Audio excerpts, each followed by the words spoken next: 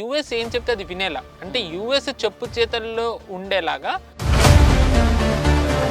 Main ఏంటి అంటే oil resources, oil కావాలి అమెరికాకి. ఆయిల్ ఎందుకు కావాలి అంటే అన్ని దేశాల మీద వేసినట్టే చైనా మీద వేస్తే చైనా తిరిగి టారిఫ్ వేసింది. At the same time rare earth minerals కూడా ఆపేసింది. వెనిజులా తీసుకున్నట్టయితే కనుక చైనాకి కూడా కట్టడి చేయొచ్చని. వెనిజులా ఎందుకంటే వరల్డ్లో హైయెస్ట్. ఇప్పుడు వాళ్ళ నెక్స్ట్ మూవ్ ఏంటి అంటే ఇరాన్. ఎందుకంటే ఇరాన్ కూడా ప్రస్తుతం ఏదైతే రష్యా ఒక బలహీన స్థితిలో ఉంది కాబట్టి చైనా మీద ఆధారపడుతుంది. అదే యుద్ధం ఆగినట్టయితే రష్యా చైనా మీద అంత ఆధారపడక్కర్లేదు. సో అంటే ముందుగా డబ్బు రూపంగా కూడా ఆశ చూపి గ్రీన్లాండ్ని తీసుకుందాం అన్న ప్లాన్ కూడా ట్రంప్ చేశారు. గ్రీన్లాండ్ విషయం వచ్చినట్టయితే ముందుగా యుఎస్ ఒక సూపర్ పవర్. వాళ్ళు ఏంటి అంటే వాళ్ళు సొంతంగా ఏం తయారు చేయగలుగుతుంది. వేరే దేశాల మీద ఆధారపడకుండా యూరోప్ ఏ విషయంలో స్వతంత్రంగా ఉంది చెప్పండి. వాళ్ళు ఎవరున్నా సరే యుఎస్ ఇంట్రెస్ట్కి తలొగ్గి పనిచేయాల్సిందే. ఎవరు కూడా యుఎస్ దాన్ని దాటి వెళ్ళలేరు. కొద్ది గొప్ప స్వతంత్రంగా వెళ్ళగలిగేది అల్లా. వెనిజులా ఇష్యూ, దాని తర్వాత గ్రీన్లాండ్, వీటి మీద ఇవి చూసుకుంటే ఇండియాపై ప్రభావం ఏ విధంగా చూపుతుంది అనుకోవచ్చు. నమస్తే, వెల్కమ్ టు దిశా టీవీ. ఈరోజు ఇంటర్వ్యూలో నా స్పెషల్ గెస్ట్ ఎవరో చెప్పాలంటే బేసిక్గా లేటెస్ట్గా వెనిజులాపై ఏదైతే అమెరికా చేయించినటువంటి సైనిక చర్య ఉందో దానికి డెఫినెట్గా కొన్ని కంట్రీస్ అయితే వ్యతిరేకంగా వాళ్ళ నిర్ణయాలు చెప్పడం జరిగింది. అదే డెన్మార్క్ కానీ లేకపోతే లాటిన్ అమెరికా దేశాల ఆధీనంలో ఉన్నటువంటి గ్రీన్లాండ్ స్వాధీనం చేసుకోవడం కంపల్సరీ జరుగుతుందని ట్రంప్ అంటుంటే అది కుదరదు అని చెప్పడానికి వాళ్ళు ఆల్రెడీ చెప్పేశారు. దానికి అనుగుణంగానే ఇది కాదు అంటే డెఫినెట్గా ఇంకొక 10% ట్యాక్సులు విధిస్తా, అది కుదరదు అనుకుంటే ఇంకొక 15% పెంచుతా అని కూడా ట్రంప్ అంటున్నారు. సో మరి దీని మీద మనతో పాటు మాట్లాడడానికి శ్రీహర్ష గారు ఉన్నారు, మాట్లాడతాం. సార్ నమస్తే. నమస్తే అండి. మేజర్గా ఇప్పుడు ఆల్రెడీ ఇష్యూ మనకు తెలుస్తూనే ఉంది. వెనిజులా ఇష్యూ ఏదైతే అమెరికా దాడి చేసిన తర్వాత డెఫినెట్గా గ్రీన్లాండ్ కావాలి అని ట్రంప్ పట్టుపట్టి కూర్చున్నారు. స్టార్టింగ్లో అందరూ చాలా లైట్ తీసుకున్నారు, బట్ ఆ చర్య తర్వాత అందరికీ కూడా నిజమైంది. సో అసలు ఎందుకు అంత పట్టుపట్టడానికి రీజన్ ఏమై ఉంటుంది అని అనుకోవచ్చు మేజర్గా? అంటే వెనిజులాది కనుక మనం ముందుగా మాట్లాడుకున్నట్టయితే కనుక ట్రంప్ లాస్ట్ ఇయర్ యుఎస్ వాళ్ళ నేషనల్ సెక్యూరిటీ పాలసీలో వాళ్ళు ఏంటి అంటే సౌత్ అమెరికా మీద దృష్టి ఎక్కువ సారించాలి అని అన్నారు. ఓకే. దీనికి ఆధారం ఏంటంటే మున్రో డాక్ట్రిన్ అని ఐ థింక్ సుమారు 1800s అప్పటి యుఎస్ ప్రభుత్వం అధ్యక్షులు వాళ్ళు ఒకళ్ళు మున్రో అని ఆయన ఉన్నప్పుడు వాళ్ళు ఒక పాలసీ క్రియేట్ చేసుకున్నారు. ఏంటి అంటే ఏదైతే యూరోపియన్ కొలోనియల్ స్టేట్స్ ఉన్నాయో వాటిలోకి అమెరికా రాదు, America north America south America దాంట్లోకి యూరోప్ రాకూడదు అని. ఓకే. సో ఇదొక అగ్రిమెంట్ ఉంది, అంటే agreement in the sense doctrine. So అటు ఇటుగా ట్రంప్ అధ్యక్షులు అయిన తర్వాత లాస్ట్ ఇయర్ ఆయన కూడా అదే కాన్సెప్ట్ తీసుకున్నారు. అంటే అదే కాన్సెప్ట్ తీసుకున్నారంటే సౌత్ అమెరికా మీద ఎక్కువ దృష్టి సారించాలి అని. కారణం ఏంటి అంటే గత కొంతకాలంగా మనం చూసుకున్నట్టయితే కనుక ఎక్కువ సౌత్ అమెరికన్ కంట్రీస్ అన్నీ కూడా చైనా వైపు వెళ్తూ వచ్చాయి. ఓకే. కమ్యూనిజం, చైనా, యుఎస్ వ్యతిరేకంగా వాళ్ళు సహకరించడం. సో ట్రంప్ వచ్చిన తర్వాత ఏంటంటే క్రమక్రమంగా ఆ దేశాలన్నింటినీ కూడా యుఎస్ అంటే వసాలనే కంటే కూడా యుఎస్ ఏం చెప్తే అది వినేలా, అంటే యుఎస్ చెప్పు చేతల్లో ఉండేలాగా ఆయన ప్రణాళిక సిద్ధం చేసుకున్నారు. ఓకే. దానికి ఉదాహరణ ఏంటి అంటే మనకి బెస్ట్ అర్జెంటీనా. కొన్ని దశాబ్దాలు కమ్యూనిజంలో ఉన్న అర్జెంటీనా జావియర్ మిలీ ఆయన అధ్యక్షుడయ్యారు. ఓకే. ఆయన ఒక రకంగా కొంచెం అర్జెంటీనాని బాగానే చేశారు, ఎన్నికల్లో కూడా గెలిచారు. కానీ దానికి ఎకనామిక్ ప్రాబ్లం వచ్చింది అర్జెంటీనాకి. ఓకే. అదే టైంకి యుఎస్ కూడా ప్రాబ్లం ఉన్నా ట్రంప్ అర్జెంటీనాని బెయిల్అవుట్ చేశారు. అయితే యుఎస్లోని చాలా మంది దీన్ని వ్యతిరేకించారు. ఎందుకు చేస్తున్నావు, ఎందుకు మనమే ప్రాబ్లంలో ఉంటే అంటే problem in the sense actually ఏదైతే యుఎస్ నుంచి తీసుకోవాలో చైనా అది అర్జెంటీనా నుంచి తీసుకుంటాం. ఓకే. సో మనకే దెబ్బ కొడుతున్న అర్జెంటీనాని నువ్వెందుకు సహాయం చేస్తున్నావు అని అంటే ట్రంప్ ఏం మాట్లాడలే. కానీ అప్పుడు మాట్లాడలే. బిగ్గర్ పిక్చర్ ఏంటి, అప్పుడు గనక అమెరికా సహాయం చేయకుండా ఉంటే చైనాకి అది అడ్వాంటేజ్ అవుతుంది. ఎందుకంటే బలహీన స్థితిలో ఉన్నప్పుడు చైనా దాన్ని అడ్వాంటేజ్గా తీసుకుంటుంది కాబట్టి చైనా అక్కడికి రాకూడదని చెప్పి అర్జెంటీనాకి సహాయం చేశారు. సో ఇలా కొన్ని ఎల్ సాల్విడోర్ అనే ఒక దేశం, ఇలా క్రమక్రమంగా ఒక్కొక్క దేశాన్ని చేసుకుంటూ వచ్చారు. వెనిజువేలాకి వంతు వచ్చింది. ఓకే. వెనిజువేలా మీద ఎందుకు దృష్టి సారించారు అంటే అక్కడ అధ్యక్షులు వాళ్ళు ఎవరైతే మదూరో ఉండేవారో నికోలస్. ఆయన ఆయన కొంచెం యుఎస్ కి వ్యతిరేకంగా ఉన్నమాట వాస్తవమే. కానీ అప్పటి నుంచి ఓకే. కానీ ఇదేంటంటే ఇది just bottom of the tip of the iceberg అంటారు. మెయిన్ ఏంటి అంటే ఆయిల్ రిసోర్సెస్. ఆయిల్ కావాలి అమెరికాకి. ఆయిల్ ఎందుకు కావాలి అంటే మళ్ళీ ఇక్కడ వచ్చేది అమెరికా ప్రధాన శత్రువు చైనా. ఇప్పుడు అమెరికా దాని ఇమ్మీడియట్ థ్రెట్ ఎవరు అంటే చైనానే. సో చైనా మీద టారిఫ్లు వేస్తే అన్ని దేశాల మీద వేసినట్టే చైనా మీద వేస్తే చైనా తిరిగి టారిఫ్ వేసింది. At the same time rare earth minerals కూడా ఆపేసింది. దాంతో అమెరికాకి చాలా కష్టమైంది అండ్ అమెరికా తలొగ్గింది అప్పుడు లాస్ట్ ఇయర్. సో దీంతో ఏమైంది, చైనాది ఆధిపత్యమైంది, చైనాది పైచేయి అయింది. అమెరికా ఆబ్వియస్లీ ఇప్పుడు సూపర్ పవర్ కాబట్టి అమెరికాకి ఈగో దెబ్బతింది. సో అమెరికా ఆలోచించింది ఏంటి చైనా వీక్నెస్ అని. చైనాలో అబండెంట్ న్యాచురల్ రిసోర్సెస్ ఉన్నాయి, ఇంపోర్ట్ చేసుకోదు. China export driven. సో అది ఇంపోర్ట్ చేసుకోవాల్సిన అవసరం లేదు. అది ఇంపోర్ట్ ఏం చేసుకుంటుంది, మెయిన్గా ఆయిల్ ఇంపోర్ట్ చేసుకుంటుంది. ఫైన్. సో ఇప్పుడు ఆయిల్ని కొట్టాలి. ఆయిల్ ఎక్కువ ఎక్కడి నుంచి వస్తుంది, Russia, Iran, Venezuela first target చేశారు.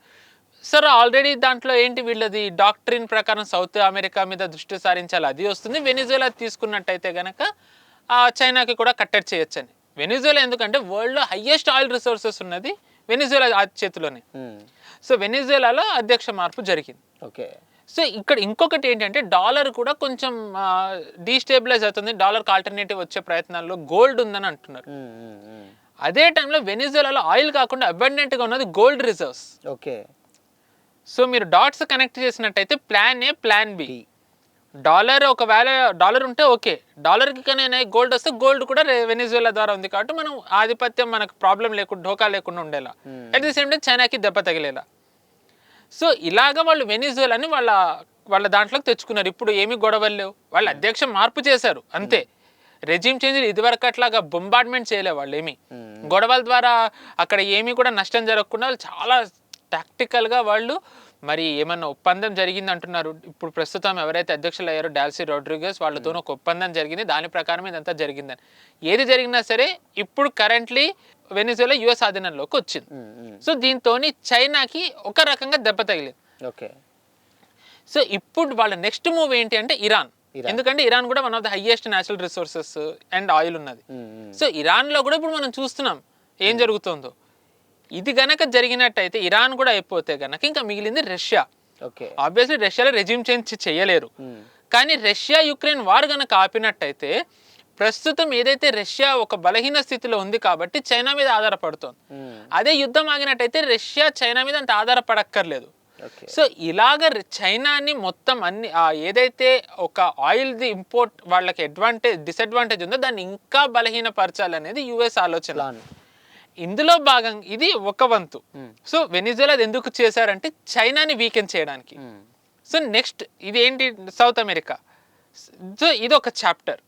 నెక్స్ట్ ఇది మీరు అన్నట్టు గ్రీన్లాండ్ విషయం వచ్చినట్టయితే ముందుగా ట్రంప్ అధ్యక్షులుగా అంటే ప్రెసిడెంట్ అయిన తర్వాత ట్రంప్ అన్నది ఏంటి, పనామా కెనాల్ మాకు రావాలి, గ్రీన్లాండ్ మాకు రావాలి. డే వన్ నుంచి ట్రంప్ ఎప్పుడు కూడా ఇదేమి కొత్తగా అన్నది కాదు. నేషనల్ సెక్యూరిటీ పర్పస్ అని ట్రంప్ ఎప్పుడు అంటూనే ఉన్నారు. నేషనల్ సెక్యూరిటీ పర్పస్ కోసం అని చెప్పి ట్రంప్ అంటూనే ఉన్నారు. ఆయన రీజన్ కూడా చెప్పారు, ఎందుకంటే ఇక్కడ చైనా వచ్చేస్తుంది, ఇక్కడ రష్యా వచ్చేస్తుంది అని. ఇవి వస్తున్నాయి, మేము ఎలా ఊరుకుంటామని. అది హాఫ్ ట్రూత్. ఇంకో ఇంపార్టెంట్ ఏంటంటే అక్కడ న్యాచురల్ రిసోర్సెస్ చాలా ఉన్నాయి, రేర్ ఎర్త్ మినరల్స్ కావాల్సినవి. సో అందుకని చెప్పి నేషనల్ సెక్యూరిటీ, న్యాచురల్ రిసోర్సెస్ ఈ రెండింటి కోసం అని చెప్పి యుఎస్ అక్కడ గ్రీన్లాండ్ వైపు వెళ్తుంది. అయితే చాలా మంది ఏమనుకుంటున్నారంటే ఇప్పుడు యూరోప్ ఎలా ఉంటుంది. ఫ్రాంక్లీ స్పీకింగ్ యూరోప్ నిజంగానే సైనికుల్ని పంపింది, కానీ ఎంతమందిని పంపింది, యూకే ఒక్కడిని, జర్మనీ 15 మందిని, ఫిన్లాండ్ కూడా సుమారు అటు ఇటు 10 మందిని, ఫ్రాన్స్ 10-15 మందిని. అంటే వీళ్ళందరినీ కలిపి పంపిన సంఖ్య చూసుకున్నట్టయితే నాకు తెలిసి భారత్ పాకిస్తాన్లోకి సర్జికల్ స్ట్రైక్ చేయడానికి వెళ్ళినప్పుడు అంతమంది కంటే సోల్జర్స్ తక్కువ ఉన్నారు. మనమే ఇంకా ఎక్కువ వెళ్ళినట్టు అనిపిస్తుంది. ఇంతమంది యుఎస్ని ఎలా ఆపుతారు? సో అది ఒక విఫల ప్రయత్నం మాత్రమే. జస్ట్ వాళ్ళు మాత్రం దాన్ని కన్వే చేసుకుంటున్నారు ఇలా అంతే. పంపిందని. అంతే. అంటే వాళ్ళు కన్వే చేసుకుంటున్నారు అంటే వాళ్ళకు కూడా తెలుసు. వాళ్ళ ప్రయత్నాల్లో వాళ్ళు ఉన్నారు. యుఎస్ ఆపాలని, కానీ వాళ్ళు యుఎస్ ఆపలేరు. సామధాన భేద దండోపాయాలు అన్ని ఉపయోగించి యుఎస్ గ్రీన్లాండ్ని వశం చేసుకునే ప్రయత్నంలో ఉంది. 99% చేసుకుంటుంది. కానీ దీంట్లో వాళ్ళు అగ్రెసివ్గా వెళ్ళారు. రెఫరెండంలో వెళ్ళే అవకాశం ఉంది. ఎందుకంటే మనం గనక చూసుకున్నట్టయితే యుఎస్ దాని అధీనంలోకి ఏమైనా రావాలి అనుకున్నట్టయితే ఒక ప్యాటర్న్ ఫాలో అవుతుంది. అగ్రెసివ్ వెళ్ళట్లేదు. వెనిజులా ఒక ఉదాహరణ. అంటే దానికి దగ్గర ప్రాంతంలో ఉంటే, ఇప్పుడు మామూలుగా మనం చూసుకున్నాం ఆఫ్ఘనిస్తాన్లో రెజీమ్ చేంజ్ ఎలా చేశారో చూసాం, తాలిబాన్ని తేవడంలో. కానీ అది సిరియాలో బషర్ అల్ అసద్ని కొట్టడానికి ఐసిస్ ఎలా వచ్చిందో చూసాం. కానీ ఇక్కడ ఇలా ఎందుకు చేయలేదు అంటే వెనిజులాలో వాళ్ళ నేబర్హుడే, వాళ్ళ నేబర్హుడ్లోనే అలాంటి ఒక డేంజరస్ ఆర్గనైజేషన్ కనుక ప్రాపప్ అయితే అది అమెరికాకి థ్రెట్ కాబట్టి వాళ్ళు చాలా టాక్టికల్గా మూవ్ వేశారు. అలాగే ఇప్పుడు గ్రీన్లాండ్లో కూడా వాళ్ళు ఏంటంటే గొడవలు అవ్వకుండా ప్రశాంతంగా ఉండాలి కాబట్టి రెఫరెండం చేస్తారు. ఆబ్వియస్లీ వాళ్ళ వేస్ ఉంటాయి, వాళ్ళ టెక్నిక్లు ఉంటాయి. దాని ద్వారా యుఎస్ గ్రీన్లాండ్ని వశపరుచుకుంటుంది. యూరోప్ ఏమీ చేయలేదా? యూరోప్ ఏమీ చేయలేదు. ఏం చేయలేదు? 15 మంది సోల్జర్స్ని, 15 మంది మొత్తం 100 మంది సోల్జర్స్ వెళ్ళారు. కాదండి, 1000 మంది వెళ్ళారు. ఏం చేయగలరు వాళ్ళు? ఏమీ చేయలేరు. వాళ్ళు ఆపలేరు. సో అంటే ముందుగా డబ్బు రూపంగా కూడా ఆశ చూపి గ్రీన్లాండ్ని తీసుకుందాం అన్న ప్లాన్ కూడా ట్రంప్ చేశాడు. మీరు అన్నట్టు ఇప్పుడు ఇందాక సామభేద దండోపాలు అన్నట్టు అది అయిపోయింది. సో దాని తర్వాత అది అవ్వలేదు. అది ఇంకా అవ్వలేదు. అది ప్రకటించారు అంతే, అనౌన్స్ చేశారు. చేయొచ్చు, ఇంకా మనం దాన్ని కూడా తీసి పారేయలేం. మనం ఏమనుకుంటాం అంటే యుఎస్ అంటే ఇలాంటివి ఏమన్నా మూవ్స్ జరిగినట్టయితే మనం ఇమ్మీడియట్లీ ఏదో చేశారనుకుంటాం. కానీ యుఎస్ ఒక సూపర్ పవర్. వాళ్ళు ఏంటి అంటే వాళ్ళ ఆధిపత్యాన్ని నిలుపుకోవడానికి, వాళ్ళ ఫ్యూచర్ థ్రెట్ని వాళ్ళు ఎవరో పసిగట్టడానికి, వాళ్ళని నిలువరించడానికి యుఎస్ లాంగ్ టర్మ్ గేమ్ ఆడుతుంది. మనం చూసుకున్నట్టయితే రెండో వరల్డ్ వార్ ముగిసినది 1945. అప్పుడు 2 పవర్స్ ఎమర్జ్ అయ్యాయి. ఒకటి సోవియట్ యూనియన్, ఒకటి యుఎస్. 46 ఏళ్ళు వాళ్ళు ఎదురు చూశారు. 46 ఏళ్ళు వాళ్ళు పనిచేశారు సోవియట్ని కొట్టడానికి. ఇప్పుడు 46 కాకపోతే 40 ఏళ్ళు, అంటే 4 దశాబ్దాలు. బంగ్లాదేశ్ ఒకప్పుడు ఈస్ట్ పాకిస్తాన్గా ఉండేది. అంటే ఏంటి? పాకిస్తాన్ యుఎస్ అలై. మనము ఒక రకంగా యుఎస్ని దెబ్బ కొట్టాం బంగ్లాదేశ్ క్రియేట్ చేసి. 53 ఏళ్ళు వెయిట్ చేశారు. 71లో మనం బంగ్లాదేశ్ క్రియేట్ చేస్తే 53 ఇయర్స్ పాటు వాళ్ళు వెయిట్ చేసి 2024లో మళ్ళీ వాళ్ళ వాడిని పెట్టుకున్నారు. 5 దశాబ్దాలు. సో యుఎస్ ఏదైనా సరే లాంగ్ టర్మ్ గేమ్. మనం ఇప్పుడు యుఎస్ వెనకడికి వేసింది, యుఎస్ ఇప్పుడు దెబ్బతింది అనుకుంటా, కానీ వాళ్ళు లాంగ్ టర్మ్ ఆలోచిస్తారు. సో వాళ్ళు ఇప్పుడు లాంగ్ టర్మ్ గేమ్ ఆడుతున్నారు. లాంగ్ టర్మ్లో వాళ్ళు నిలువరించాల్సింది ఎవరిని అంటే చైనాని. చైనాని నిలువరించడానికి వాళ్ళు ఏమన్నా చేస్తారు. దాంట్లో వెనిజులాది ఒకటి అయింది, ఇరాన్ అయింది. ఇప్పుడు అలాగే Iran work in progress, what I mean to says. So గ్రీన్లాండ్ని కూడా వాళ్ళు అలాగే తీసుకుంటారు. కానీ నా అనాలిసిస్ ఏంటి అంటే, నేను అనుకునేది వైలెన్స్ చేయరు. ఎందుకంటే ఎంతలైనా యూరోప్ కాబట్టి, అది బ్రౌన్ స్కిన్ వాళ్ళు కాదు కాబట్టి అబ్రహామిక్ రిలీజియన్లో ఒక part white skin brown hair ఉన్న వాళ్ళు కాబట్టి వాళ్ళు చాలా నార్మల్గానే శాంతియుతంగానే వాళ్ళు యుఎస్ వాళ్ళు స్వాధీనపరుచుకుంటారు గ్రీన్లాండ్ని.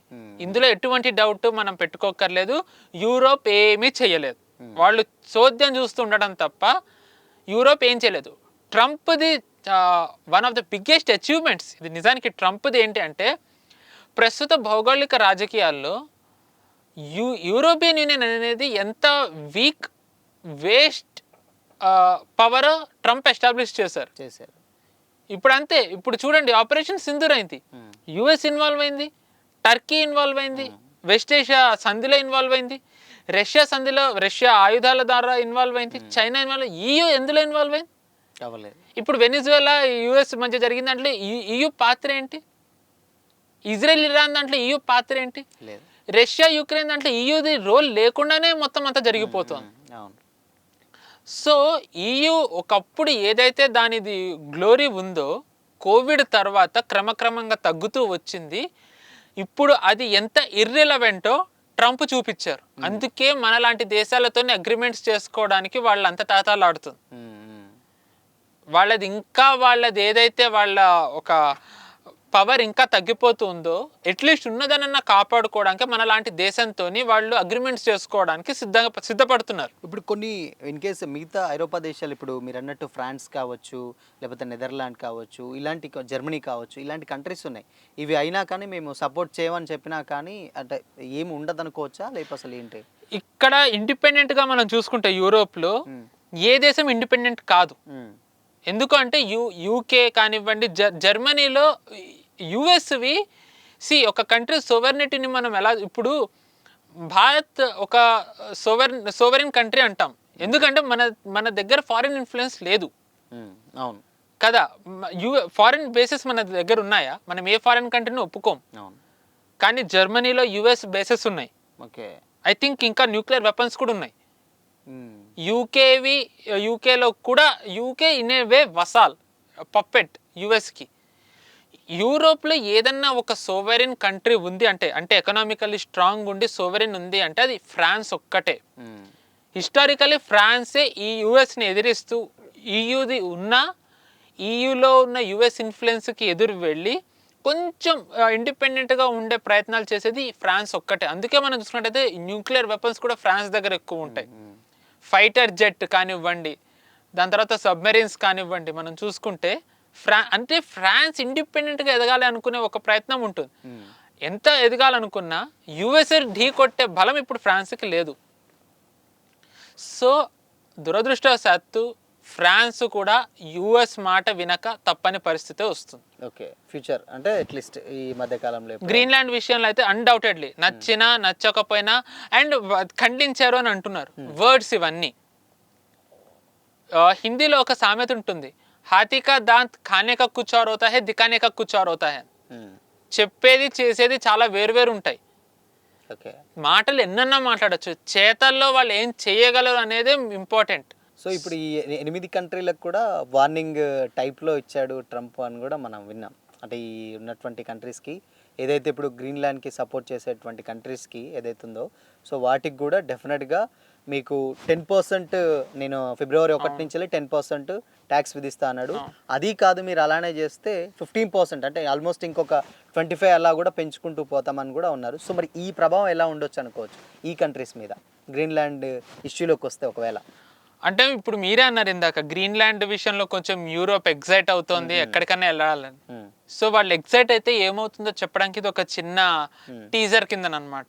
ఓకే, శాంపుల్ అనుకోవచ్చు. సో యూరోప్ దగ్గర ఉన్న లెవరేజ్ ఏం లేదు అన్ఫార్చునేట్లీ. చాలా మంది ఏమన్నారంటే వాళ్ళవి కొన్ని శాంక్షన్స్ వేయచ్చు, బ్యాన్ వేయచ్చు అని అంటున్నారు. యూరోప్ కరెంట్లీ ఇది వరకు అంతా రష్యా మీద డిపెండ్ అయ్యి ఉంది ఎనర్జీ కోసం. ఇప్పుడు రష్యా నుంచి తీసుకోవట్లేదు, యుఎస్ మీద ఆధారపడ్డారు. యుఎస్ ఇవ్వాల్సిందే. ఇప్పుడు యుఎస్ ఆపితే ఏం చేస్తారు? సరే యుఎస్కి నష్టపోతుంది అని అనొచ్చు, అది వేరే ఆస్పెక్ట్. అంటే అంటే యూరోప్కి సొంతంగా ఏం తయారు చేయగలుగుతుంది? వేరే దేశాల మీద ఆధారపడకుండా యూరోప్ ఏ విషయంలో స్వతంత్రంగా ఉంది చెప్పండి? ఏదే లేదు. సొంతంగా ఏమన్నా మేక్ ఇన్ యూరోప్ మనం ఏమన్నా చూస్తామా? లేవు, చాలా మినిమల్, వెరీ మినిమల్. దానికి ఆల్టర్నేటివ్లు ఉన్నాయి, ప్రత్యామ్నాయాలు ఉన్నాయి. ఎనర్జీ లేదు, న్యాచురల్ రిసోర్సెస్ లేవు, పెట్రోల్ లేదు, రేర్ ఎర్త్ మినరల్స్ లేవు. సో ఏముందని చెప్పి యూరోప్ ఎదురు తిరగలుగుతుంది యుఎస్కి? ఛాన్స్ లేదు. ఇక్కడ నేను యుఎస్ను పొగడట్లేదు, యూరోప్ని కించపరచట్లేదు, రియాలిటీ డిస్కస్ చేస్తాను. ఇదేంటంటే వాస్తవం. ఇది ఇప్పుడు ప్రస్తుతం ఉన్న పరిస్థితుల్లో యుఎస్ నాకు తెలిసి the most powerful US has ever been in the recent times. ఇంత శక్తివంతంగా యుఎస్ ఎక్కడా లేదు. మామూలుగా యుఎస్ ఏమైనా చేస్తే దానికి యూరోప్ సహాయపడితేనే యుఎస్ చేస్తుందని అంటారు. ఇప్పుడు ఇరాక్ వార్లో కానివ్వండి, ఇరాక్లోకి వెళ్ళినప్పుడు, ఆఫ్ఘనిస్తాన్లోకి, ఇప్పుడు అవేమీ యూరోప్ లేకుండానే యుఎస్ ఇవన్నీ చేయగలుగుతుంది. అంటే యుఎస్ ఇప్పుడు ఎంత పవర్ఫుల్ ఉందో చూడండి. సో అది వ్యక్తి వల్ల అనుకోవచ్చా, సమ్ సిచ్యువేషన్సా, లేకపోతే అసలు ఏంటి? లీడర్షిప్ ఇప్పుడు అంటే బేసికల్ ఏంటంటే ఇప్పుడు అమెరికాలో అధ్యక్షులు ఎవరున్నా వాళ్ళని బ్యాకింగ్ చేసే వాళ్ళది లాబీ చాలా ఇంపార్టెంట్. వాళ్ళు ఎవరిని కోరుకుంటున్నారు అని. ఇప్పుడు ఉదాహరణకి మామూలుగా మనకు అమెరికా అంటే లాబీ తెలిసిందే. డిఫెన్స్ లాబీ వింటాం, ఫార్మా లాబీ వింటాం, టెక్ లాబీ వింటాం, ఇవన్నీ వింటాం. కానీ ఇవి ఎంత ఇంపార్టెంట్, అగ్రికల్చర్ లాబీ కూడా అంతే ఇంపార్టెంట్. అగ్రికల్చర్ లాబీలోకి వెళ్ళే ముందు డిఫెన్స్ లాబీ గురించి చిన్న ఉదాహరణ ఏంటి అంటే, ట్రంప్ ఇప్పుడు మీరు ఏవైతే డీల్స్ చెప్పారో ఆ డీల్స్లో ట్రంప్ ఎక్కువగా కన్వే చేస్తూ వస్తుంది బోయింగ్ ఇండోనేషియాతోని బోయింగ్ తీసుకోవాలని, మనకి కూడా బోయింగ్ తీసుకోవాలని చెప్పి. డిఫెన్స్లో పార్ట్ అది. ఎందుకంటే బోయింగ్ చాలా ఇంపార్టెంట్ డోనర్ పొలిటీషియన్స్కి. అలాగే అగ్రికల్చర్ లాబీ కూడా. ఈసారి అగ్రికల్చర్ లాబీ చాలా సిగ్నిఫికెంట్గా ట్రంప్కి ఫండింగ్ చేసింది. సో ఎందుకు ఫండింగ్ చేసింది? ఇప్పుడు ఏమి వాళ్ళు దాతలు కాదు, డోనర్స్ అన్నా సరే వాళ్ళు తిరిగి ఆశిస్తారు. ఒకటి ఏం ఆశించారు? భారత్ కస్టమర్స్ మాకు కావాలని చెప్పి ఆశించారు. ట్రంప్ ఓకే అన్నాడు. అందుకనే మనం ట్రేడ్ డీల్లో వాళ్ళు మీరు రైతులకి ఫ్రీబీస్ ఇస్తున్నారో, సబ్సిడీస్ ఇస్తున్నారో మీరు అవి తీసేయాలి, మీరు అగ్రికల్చర్ని ఓపెన్ చేయాలి, ఫ్రీ మార్కెట్ చేయాలి, సో దట్ మా ప్రోడక్ట్స్ మీ కంట్రీలోకి వస్తాయి అని చెప్పి అన్నారు. మనం ససేమిరా అన్నాం. మనం వాళ్ళని తేమని చెప్పి ఒత్తిడి తెస్తుంటే వాళ్ళు నువ్వు నా నుంచి డబ్బు తీసుకున్నావు, ఎప్పుడు నాకు ఆ డబ్బు రిటర్న్ వస్తుందని వాళ్ళు ఒత్తిడి తెస్తున్నారు. ఆ ఒత్తిడి భరించలేకే మన మీద టారిఫ్లు అని చెప్పి ప్రధానమంత్రిని బహిరంగంగా కించపరిస్తే గనక విపక్షాలు వాటిని పట్టుకుని ప్రధానమంత్రి మీద ఒత్తిడి తెస్తాయి. కాబట్టి ఆ ఒత్తిడి తట్టుకోలేక ప్రధానమంత్రి ఈ లాబీ అగ్రికల్చర్ ఏదైతే ఉందో ఓపెన్ చేస్తారనే ప్రయత్నం వాళ్ళు చేస్తున్నారు. సో కానీ జరగట్లేదు. సో కరెంట్లీ ఏంటంటే ట్రంప్ మన విషయంలో లాక్ అయి ఉన్నది అక్కడ లాక్ అయి ఉన్నారు. అండ్ ఇంకొకటి ఏంటంటే ట్రంప్ ఎంతసేపు మాట్లాడుతూ ఉన్నారు, చేస్తున్నారు కూడా, కానీ మనం మాట్లాడట్లేదు, కానీ మనం చేయాల్సింది చేస్తున్నాం, సైలెంట్గా చేస్తున్నాం. ఉదాహరణకి పల్సెస్ మీద మనం వేసిన టారిఫ్, మనం one of the biggest consumers వరల్డ్లో, మనం ఇంపోర్ట్ బాగానే చేసుకుంటాం, కానీ ఇంపోర్ట్ చేసుకుంటాం కానీ మనం యూఎస్ మీద టారిఫ్ వేసేసాం. అందరు ఏంటంటే యుఎస్ భారత్ మీద టారిఫ్ వేసింది, యుఎస్ భారత్ మీద టారిఫ్ వేస్తుందని అంటున్నారు. కానీ వింటూ ఉన్నాం యుఎస్ సెనేటర్స్ ట్రంప్కి లెటర్ రాసేంత వరకు తెలియదు మనం కూడా టారిఫ్ వేసాం రిటర్న్ అని. పప్పు దినుసుల మీద మనం వేసామని చెప్పి 30%, if I'm not wrong 30% subject to correction మనం వేసాం. తెలియదు అంటే ఏంటి, మనం తలొగ్గట్లేదు. ఇప్పుడు EU తలొగ్గింది, ఇండోనేషియా తలొగ్గింది, సుమారుగా అన్ని దేశాలు యుఎస్కి తలొగ్గాయి. కానీ మనం తలొగ్గకుండా మనం నిలబడ్డాం, మన సార్వభౌమత్వాన్ని మనం కాపాడుకుంటున్నాం, మన రైతులను మనం కాపాడుకుంటున్నాం. మనది ఏదైతే గ్రోత్ ఇంజన్ ఉందో దాన్ని సస్టైన్ చేయడానికి ఏవైతే కావాలో, మన దేశంలో ఎదుగుదలకి ఏవైతే మన దేశంలో కీలక పాత్ర పోషిస్తున్నారో వాళ్ళందరినీ కాపాడడానికి, వాళ్ళందరి ఇంట్రెస్ట్ని పణంగా పెట్టకుండానే మనం యుఎస్తోనే ఒప్పందాలు చేసుకోవడానికి సిద్ధంగా ఉన్నాం. కానీ యుఎస్ అది ఒప్పుకోవట్లేదు. సో దీనికి ఏం చేయొచ్చు అంటే వాళ్ళు మేబీ బహిరంగంగానే ఒక లేఖ రాశారు. అంటే దీనివల్ల యుఎస్ రైతుల మీద చాలా ఒత్తిడి పడుతుంది, ఈ 30% దాని మీద అసలు కంప్లీట్గా దీన్ని తగ్గించేయాలి, లేకుండా లెస్ చేసేయాలి అని అంటున్నారు. సో దీనికి మరి అక్కడ ప్రభుత్వం ఎలా, నీ రైతులు సుఖంగా ఉండాలని చెప్పి నా రైతులను పణంగా పెట్టాలనా? న్యాయం అది? నీ రైతుల సంక్షేమం నువ్వు చూడాలి, నా రైతులను నన్ను పట్టించుకోదని చెప్పడానికి నువ్వెవడివి? సింపుల్గా చెప్పాలి అంటే నీ రైతులు ఇప్పుడు మోదీ ఎక్కడన్నా మన ప్రధానమంత్రి గారు వేరే దేశాలకు వెళ్ళి నా రైతుల సంక్షేమం కోసం నీకు అమ్ముతానని అనడం ఎక్కడన్నా విన్నామా? మామూలుగా 11 ఏళ్లలో మోదీ గారిని విపక్షాలు ఎక్కువ ఎప్పుడు విమర్శించేది ఏంటి, మీరు ఎంతసేపు విదేశీ పర్యటనల్లో ఉంటారు, భారత్కి మీరు ఒక అతిథిగా వస్తారని అంటారు.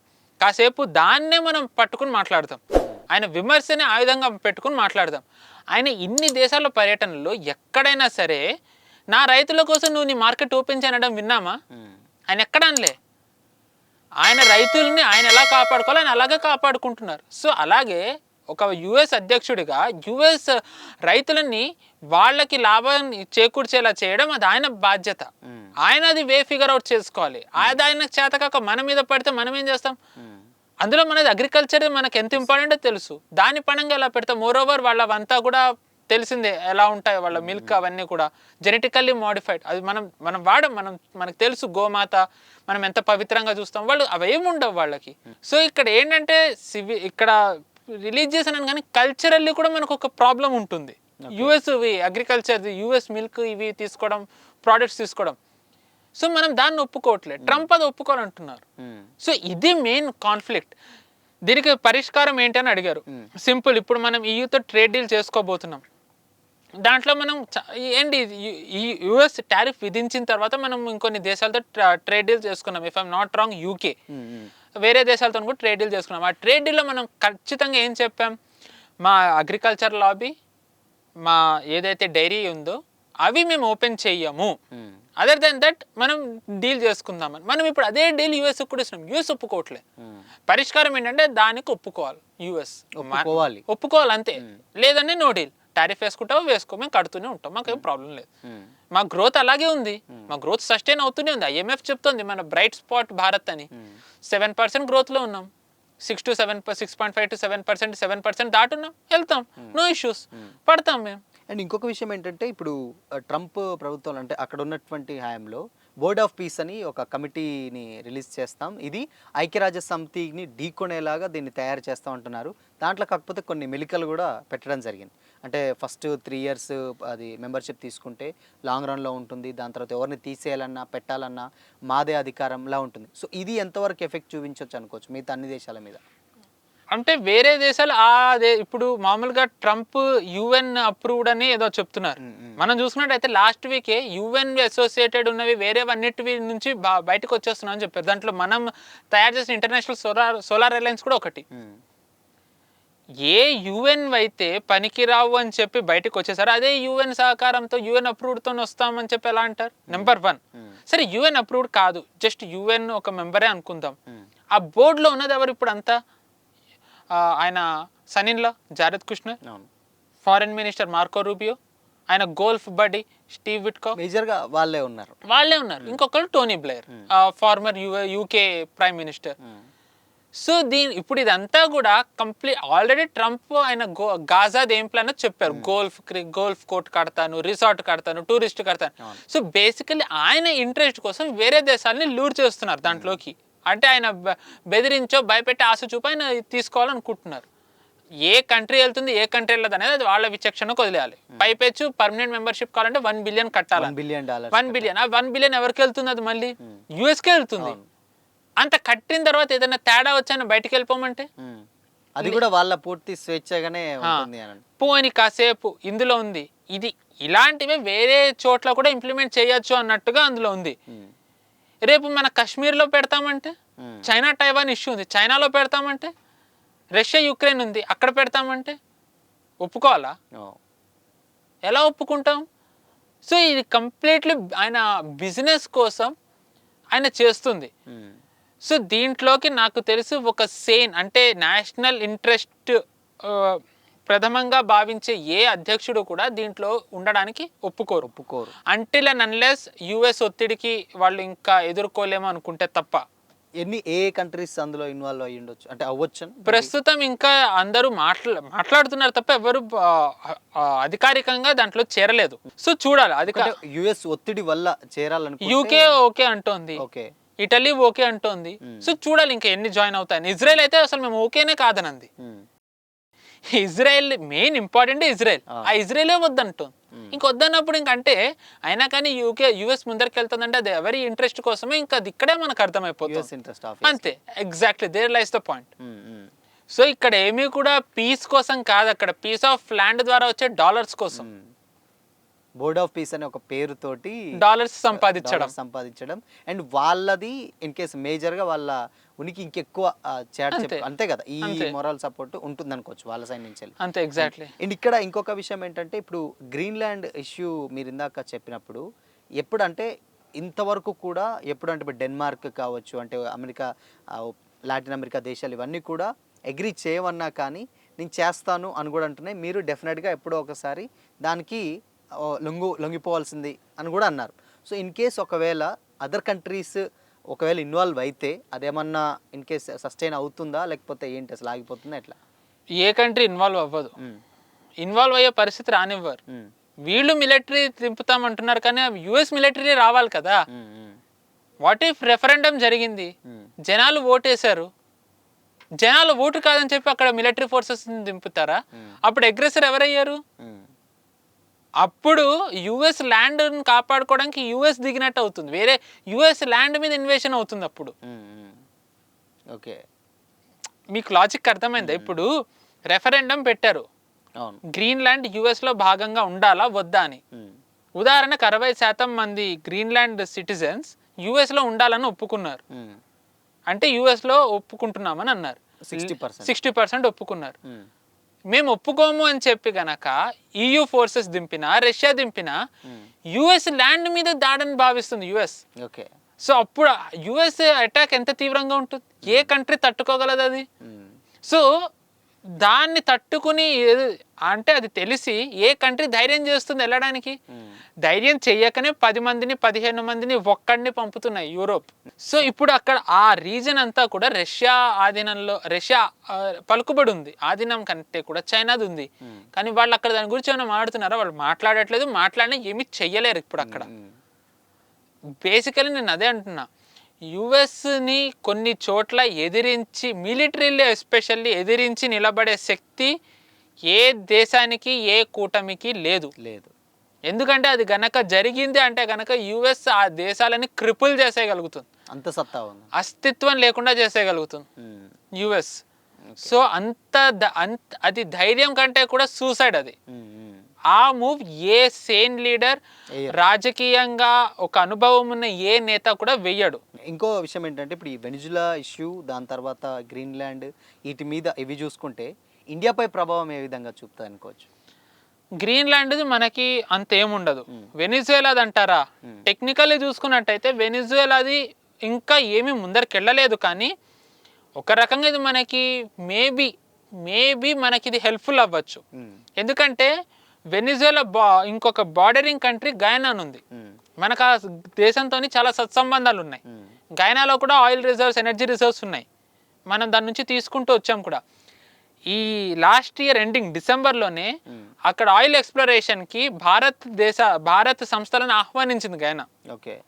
ఇప్పుడు గయానాది ఎందుకు చెప్తున్నానంటే, మధురో ఉన్నప్పుడు గయానాని ఆక్యుపై చేయాలని చెప్పి ప్రయత్నించారు. ఓకే.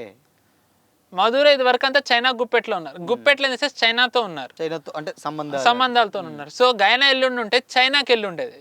సో ఇప్పుడు గయానా సేఫ్, మనం ఎక్స్ప్లోర్ చేయొచ్చు, మనం ఏమన్నా చేయొచ్చు. వెనిజువేలాలో భారత్ ఇంట్రెస్ట్ ఏంటి అంటే, మనం ఒకప్పుడు వెనిజువేలా నుంచి బాగానే తీసుకునేవాళ్ళం. ఇన్ఫ్యాక్ట్ ఒక river basin, Venezuela river basin దగ్గర ఆయిల్ ఉందని వెనిజువేలాకి తెలిసేలా ఎక్స్ప్లోర్ చేయడంలో మన సంస్థలే సహాయపడ్డాయి. ఇండియన్ ఆయిల్ కార్పొరేషన్ వీళ్ళే అక్కడ ఎక్స్ప్లోర్ చేసి మీకు ఇక్కడ ఆయిల్ ఉందని చెప్పి వాళ్ళు ప్రకటించి వాళ్ళకు అక్కడ వచ్చేలా చేశారు. రిలయన్స్ అక్కడ ఒక ఆయిల్ ఫీల్డ్ ప్లాంట్ ఏదైతే ఉందో అక్కడ డీల్ చేసుకుంది 15 ఏళ్ళు. సో ఆల్రెడీ మనకు కొన్ని డీల్స్ ఉన్నాయి. అయితే ఇంక ఇప్పుడు మనం వెనిజువేలా ఆయిల్ తీసుకుంటామా లేదా అనేది మనం చూసుకున్నట్టయితే గనక, ఫస్ట్ ఇక్కడ వెనిజువేలాది శాంక్షన్డ్ కంట్రీ, కొన్ని ఇయర్స్ నుంచి శాంక్షన్స్లో ఉంది. కాబట్టి అక్కడ ఆయిల్ ఎక్స్ట్రాక్షన్ అంత జరగలే. వెనిజువేలాన్ ఆయిల్ ఎక్స్ట్రాక్ట్ చేయడం అంత తేలిక కాదు. అంటే వెస్ట్ ఏషియా చేసినంతగా చాలా హార్డ్, సల్ఫర్ ఎక్కువ ఉంటుంది. వెస్ట్ ఏషియన్ ఆయిల్ కంటే కూడా కొంచెం తక్కువ క్వాలిటీది. ఓకే. సో దాన్ని ఎక్స్ట్రాక్ట్ చేయడం ఒక ఛాలెంజ్, ఎక్స్ట్రాక్ట్ చేశాక రిఫైన్ చేయడం ఒక ఛాలెంజ్, అంటే వాడకానికి. సో రిఫైన్ చేయాలి అంటే రిఫైనరీ ప్లాంట్స్కి ఇవ్వాలి. వరల్డ్లో ఆయిల్ ఎక్కువ రిఫైన్ చేసే దేశం ఏంటి? భారత్. ప్రపంచంలో అతి పెద్ద రిఫైనరీ ప్లాంట్ ఎక్కడుంది? భారత్లో. ఎక్కడ? భారత్లో గుజరాత్లో. ఎవరిది? అది రిలయన్స్ది. ప్రస్తుతం మనం గనక చూసుకున్నట్టయితే last year around November, December ప్రాంతంలో ట్రంప్ కొడుకు ఈ భారత్ వచ్చి అంబానీ కొడుకుని కలిశారు. రిలయన్స్ వాళ్ళది సంబంధించి వంతారాకి వెళ్ళారు. మరి ఏమన్నా ఈ వెనిజువేలన్ దాని గురించి వెళ్ళారా ఏంటో తెలీదు. కానీ వెనిజువేలన్ ఆయిల్ని చూసుకున్నట్టయితే రిలయన్స్ రష్యన్ ఆయిల్ ఆపడం, శాంక్షన్స్కి గురి కాకుండా తనని తాను కాపాడుకుంటూ ఉండడం, మేబీ ఇందుకేనా తెలీదు మనకి. ప్రస్తుతం ఇంకా అంతవరకు వెళ్ళలేదు. మరి రాబోయే రోజుల్లో ఎలాంటివి జరగచ్చో తెలీదు. యుఎస్కి కూడా ఇక్కడ ఒకవేళ చెయ్యాలంటే గనక భారత్ అవసరం ఉండే అవకాశాలు ఉన్నాయి. సో మరి భారత్ దీన్ని మనకి అనుగుణంగా మలుచుకుని ఏమన్నా ఒప్పందాలు చేసుకునే అవకాశం కూడా ఉంది. సో ఏది తీసి పారేయలేం, వేచి చూడాలి ఇప్పుడు ప్రస్తుతం వెనిజువేలా. బట్ అందరు అనుకుంటున్నట్టుగా అంత డిజాస్టర్ కాదు. ఇన్ఫాక్ట్ ఇది మనకు ఒక రిలీఫ్. గయానాది మనం పని చేసుకోవచ్చు. గయానాకి ఎప్పుడు ఏమవుతుందనే భయం మనకి లేదు. బోనస్ గా వెనిజువేలాది కూడా వచ్చే ఛాన్స్ ఉంది ఇప్పుడు ప్రెసెంట్ మనం ఈ ఇష్యూ చేయబట్టి. అంతే. ఓకే. అండ్ ఇంకొకటి ఏంటంటే మనకు మేజర్గా అంటే వీళ్ళు ఇన్వాల్వ్మెంట్ అయ్యేది రష్యా, చైనాలు. ఒకవేళ ఈ గ్రీన్లాండ్ స్వాధీనం చేసుకోకపోతే రష్యా, చైనాల రియాక్షన్స్ ఏంటంటే వాళ్ళు ఏ విధంగా ప్రభావితం చూపించవచ్చు అంటే ఆ గ్రీన్లాండ్ మీద? జరుగుతుంది. దాంట్లో హైపోథెటికల్ లేదు. యుఎస్ చేసి తీరుతుంది. అంటే ఇప్పుడే అవుతుందా అని నేను అదే చెప్తున్నా. మీకు ఇందాక అందుకే ఉదాహరణ ఇచ్చా, 4 decades యుఎస్ఎస్ఆర్ది, 5 decades బంగ్లాదేశ్ది. సో long term game, US long term game ఆడుతుంది. 25లో ట్రంప్ ప్రకటించారు గ్రీన్లాండ్ గురించి, అది 26లో అవ్వచ్చు లేకపోతే 28లో అవ్వచ్చు, కానీ జరిగి తీరుతుంది. టైమింగ్ వాళ్ళు ఎప్పుడైతే కరెక్ట్ అనుకుంటారో అప్పుడు వాళ్ళు చేస్తారు. And mark my words, China కానీ రష్యా కానీ ఏమీ చేయలేవు. ఓన్లీ యుఎస్ మాత్రం, యుఎస్ఏ చేస్తుంది, యుఎస్ఏ తీసుకుంటుంది. ఓకే. సో ఇప్పుడు ఈ ఇష్యూస్ మీద ఇండియా రియాక్షన్ ఏంటి అంటే ఏం చెప్తారు? డెఫినెట్గా మనం ఆల్రెడీ అక్కడ మనం న్యూట్రల్ స్టాండ్ తీసుకున్నాం. ఎందుకంటే ఇప్పుడు అనవసరం మనకి. ఎట్ ది సేమ్ టైం మనం వెనిజులా జరిగిన దాన్ని ఖండించాం, కానీ ఇన్వాల్వ్ అవ్వమని అన్నాం మన మినిస్టర్ ఆఫ్ ఎక్స్టర్నల్ అఫైర్స్. నేను అదే అన్నా, యుఎస్ని ఎదిరించి యుఎస్ అన్నది తప్పు పట్టి మరీ యుఎస్ని ఖండించి యుఎస్ శాంక్షన్స్ గురై ఎకనామికల్ క్రిప్పుల్ అయ్యే ఒక ప్రమాదం భారత్కు పొంచి ఉంది. కాబట్టి మనం అంత రిస్కీ స్టెప్ తీసుకోం. ఎట్ ది సేమ్ టైం మన సార్వభౌమత్వాన్ని, మన ఇండిపెండెంట్ వాయిస్ ఏదైతే ఉందో దాని మీద దుష్ప్రభావం పడకుండా మనం ఏవైతే చేయాలో మనం అవన్నీ చేస్తాం. సో ఇప్పుడు వెనిజులా మనం ఎక్కడ ఖండించాలి, ఎంతవరకు ఖండించాలో మనం అంతవరకే ఖండించాం. దాని తర్వాత ఇంకా మనం మాట్లాడలే. గ్రీన్లాండ్ ఇంకా ఏమీ జరగలేదు కాబట్టి మనం ఏం మాట్లాడం. ఒకవేళ జరిగినప్పుడు అప్పుడు మనం ఉండే పొజిషన్ బట్టి, యుఎస్ చేసేదాన్ని బట్టి మనం రియాక్ట్ అవుతాం. ఇది వాళ్ళ యాక్షన్ బట్టి అంతే. వాళ్ళ యాక్షన్ ఆ టైంకి మనం, ఇది ఏ ఏడాది జరుగుతుందో తెలియదు మనకి. అప్పుడు మనం ఎక్కడ ఉంటామో తెలియదు. 5 trillion ఉంటామా, 6 trillion ఉంటామా, ఇప్పుడు మనం 4th ఉన్నాం, అప్పుడు 3rd అవుతామా, సెకండ్లో ఉన్నప్పుడు అవుతుందా మనకు తెలియదు. కాబట్టి అప్పుడు మనం ఉండే ఆర్థిక పరిస్థితి బట్టి మనం ఎంతవరకు రియాక్ట్ అవ్వాలి, ఎలా రియాక్ట్ అవ్వాలో మనం అలా రియాక్ట్ అవుతాం. ఓకే. అంటే ఆ సిచ్యువేషన్ బట్టి అంతే. ఎందుకంటే జియో పొలిటికల్ ఇంట్రెస్ట్ చాలా ఇంపార్టెంట్ మనకి. జియో పాలిటిక్స్లో ఎమోషన్స్కి గురయ్యి ఎప్పుడు వ్యాఖ్యలు చేయకూడదు. జియో పాలిటిక్స్లో coldest of the coldest survive అవుతారు. భావోద్వేగాలకి లోనయ్యి మనం ఎప్పుడు ప్రకటనలు చేయకూడదు, ఒప్పందాలు చేయకూడదు, కదలికలు అంతకంటే చేయకూడదు. నేషనల్ సెక్యూరిటీనే ప్రైమరీ ఇంట్రెస్ట్. దానికి అనుగుణంగా ఎవరైతే వాళ్ళ పావులు కదుపుతారో వాళ్ళే సర్వైవ్ అవుతారు, వాళ్ళే గెలుస్తారు. భారత్ ఎప్పుడు కూడా నేషనల్ సెక్యూరిటీనే ప్రైమరీ అనుకుంటుంది. కాబట్టి మనం నేషనల్ సెక్యూరిటీ పరంగా మనకి ఏదైతే బెస్టో మనం దాని అనుగుణంగానే మనం కదులుతాం. అందుకే మనం వెనిజులాలో జరిగింది ఖండించాం అంతే.